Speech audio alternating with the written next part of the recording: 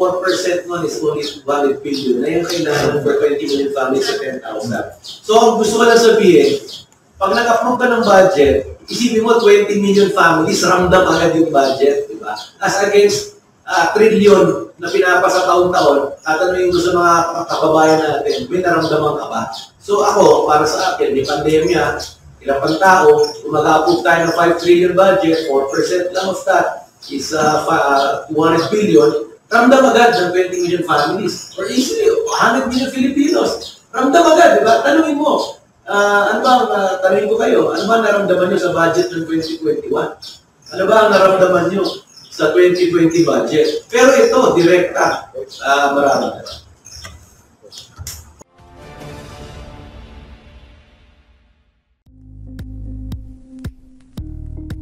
Thank you for watching Politico TV. Please like and subscribe to our channel for more videos.